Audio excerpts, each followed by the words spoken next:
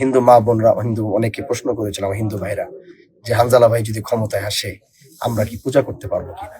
ভাই শোনেন, ইসলাম আমাকে এটা মানা করে নাই, বাধা দেয় নাই। আপনি আপনার ধর্মীয় যা আসছে এটা আপনি পালন করবেন।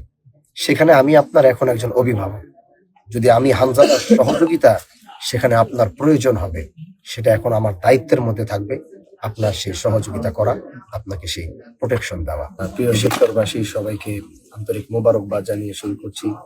লম্বা কোনো কথা নয়, অনেক মেহনত, অনেক কষ্ট করার পর আজ এরকম একটি জায়গায় দাঁড়িয়েছি, যেখানে আনার পিছনে এই শিবচরের মানুষের মেহনত, অনেক কষ্ট, প্রবাসী সহ সবার খুব মেহনত কষ্ট ছিল। তাদের মধ্যে থেকে বিশেষ করে আমাদের শিবচরের যে মা বোনরা রয়েছেন, যারা আমাকে একটা নজর দেখার জন্য অনেক আকুতি বিনতি করেছেন।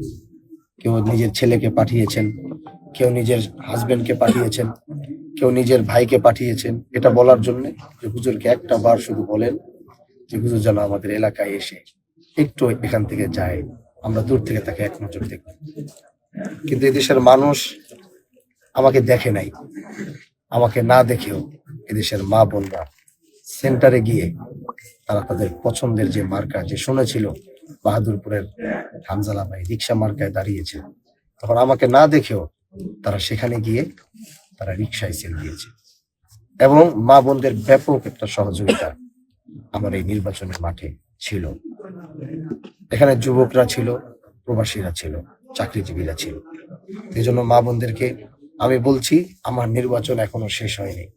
আমি আমার নেতৃবৃন্দকে বলেছি, সবার নির্বাচন যদি শেষ হয়, আমার শেষ হয় না। তাই কারণ আমি মনে করি আমার এখনো নির্বাচনের আর 1-2 মাস বাকি।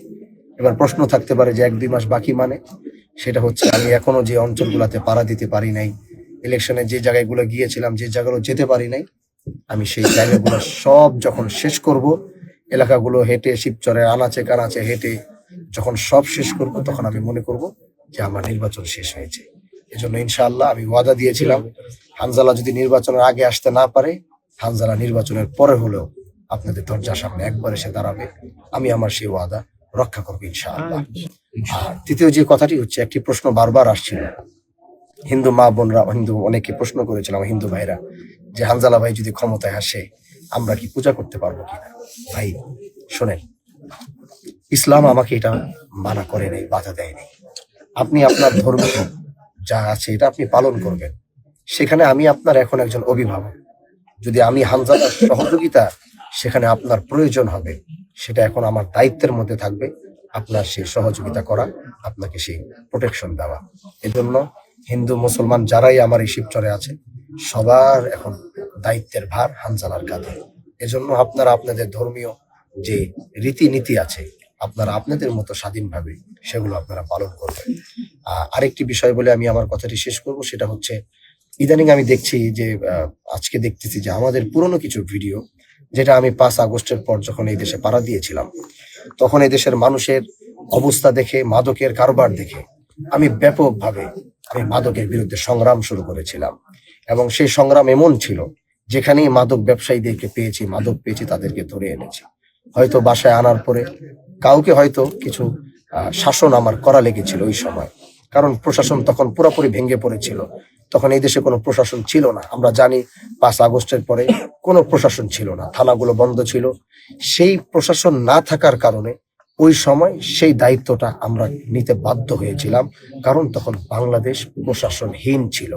এজন্য সেই দায়িত্বের জায়গা থেকে দেখা গেছে কাউকে হয়তো মাদক নিয়ে ধরার কারণে প্রশাসন যে কাজটা করতো, কিন্তু প্রশাসন ছিল না বলে আমরা তাদেরকে সামান্য শাসন করেছি।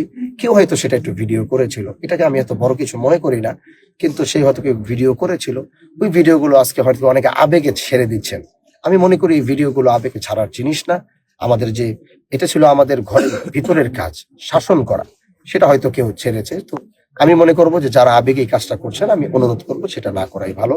আমাদের এখন, আগে সেই প্রশাসনের দায়িত্ব আমার কাছে ছিল না, কিন্তু আপনাদের ভালোবাসায়, দোয়ায় আপনারা আমাকে এখন সেই দায়িত্বটা দিয়েছেন। এখন ইনশাআল্লাহ এই মাদকের বিরুদ্ধে, অন্যায়ের বিরুদ্ধে যে কাজগুলো করা দরকার, প্রশাসনকে সাথে নিয়ে, না হলে আমি প্রশাসনের সাথে থেকে আমি নিজে সর্বোচ্চ সেটা চেষ্টা